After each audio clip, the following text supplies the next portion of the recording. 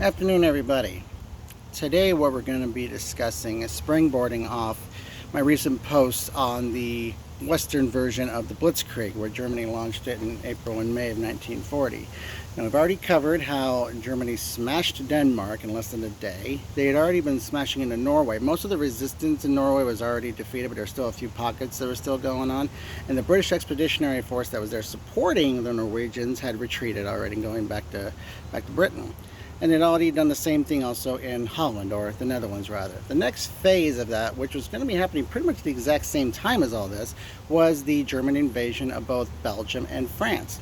Now, to give a little bit of background on this, in 1920s there was a French defense minister by the name of Maginot, and he said that the defenses along the French and German border were really insufficient.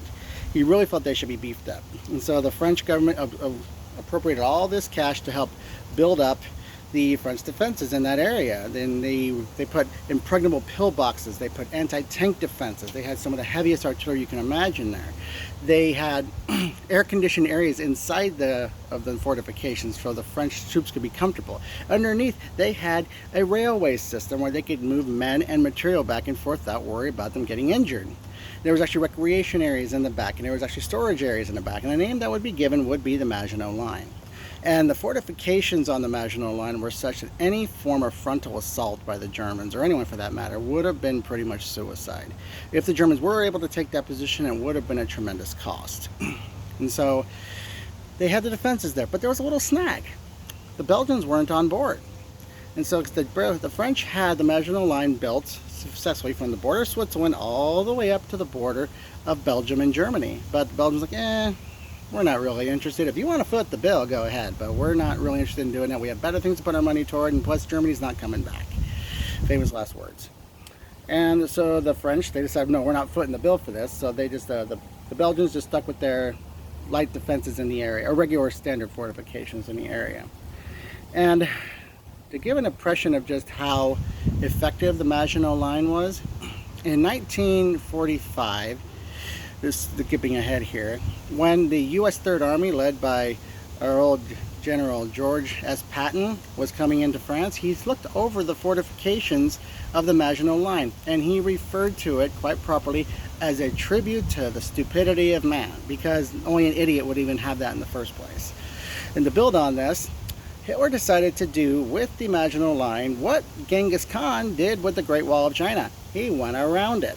And so they went into Belgium in May the 10th of 1940, and they began heavily fighting with the French and the British Expeditionary Force and the Belgian army in the northern area of Belgium. And they misled them into thinking that they were doing the exact same thing there they did in 1914, where they pushed the main body of the German army through there and through the Schlieffen Plan. And so the French and the British and the Belgians actually stayed in that area and blew their forces up there. In fact, there was a major heavy tank battle called the Battle of Hemmet in that area.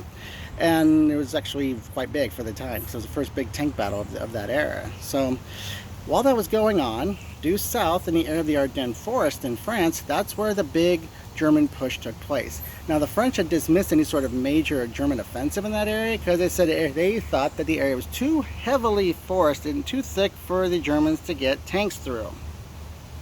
Not only did Germany get the tanks through, they had reached the North Sea in 5 days after attacking it. That is the level of efficiency that the German army was moving their mechanized forces. Now, what's interesting is the French actually had more tanks and more armored vehicles than the Germans did. The difference is the Germans used them more effectively, where the French seem to have been using them more for infantry support and keeping them spread out throughout the entire army. The Germans used them in concentrated forces to spearhead in the areas, which is why they had the great success they did in Poland and in the Western countries. And so with the spearhead they did, and through the Ardennes of the North Sea, they were able to cut off the bulk of the French army and the British Expeditionary Force, along with the Belgian forces in the Belgian area. And there they were able to move south. And the attack began on May the 10th. By May 14th, they were at the gates of Paris. And the French did not want to see happen to Paris what had happened to Warsaw, where Warsaw was completely leveled and completely destroyed. So the French authorities actually withdrew from Paris and declared it an open city, which is why when you look at pictures of that time, you see, Hitler dancing and all that stuff, being so happy, and they see a picture of him from the Eiffel Tower, and there's no damage, and you see the German army, the Wehrmacht, marching past the Arc de Triomphe, no damage at all, because they left it an open city just to prevent that from happening. And so, and then the French government actually went south, and they were actually made peace with the German army. And this happened at the end of June of 1940, where they actually became what was known as Vichy France. Vichy was actually a city in central and northern France, southern France, where the French government actually went, and they were pretty much a puppet state under the command of French General Henry Pétain, the one who was a savior of France in the First World War. And he actually cooperated with the Germans on the matter, to where at the end of the war, some were actually considering him a war criminal, wanted him tried. But the thing is, because of what he had done during the First World War, they kind of just looked past it, and they said, oh, that's Henry Pétain, don't worry about it, so they let it go. So while this was going on, Neville Chamberlain had resigned, Winston Churchill had become Prime Minister. We're going to be covering that in another segment, that's way too much for this. And while this was going on, there were a couple other nations who were not just sitting by idly when this was happening. One was Joseph Stalin in the Soviet Union. In the Molotov-Ribbentrop Treaty of 1939, one of the agreements was Germany be okay with Stalin seizing the Baltic states, with France and Britain completely completely bogged down rather, with the German invasion.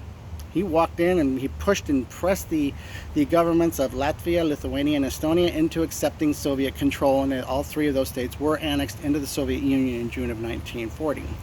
Now, another thing that was going on the other side of the planet was Imperial Japan. They were effectively smashing and running roughshod all over China at that time, and they really liked the idea of the location of the French colony of French Indochina. They had a great deal of food there, a great deal of supplies, and a good strategic position. And so they marched in September of 1940, and they attacked him there, and then within 4 days the Vichy French government in the French Indochina area actually had surrendered as well. So those were a couple of things where they took full advantage of the situation. Now we're going to be building in the next segment, talking about Winston Churchill when he became Prime Minister, and building up to the Battle of Dunkirk and the evacuation at Dunkirk, and we're going to be talking about the Battle of Britain. Those are way too much to be covering in this segment. So those are a few places where we're going from there. So there you go.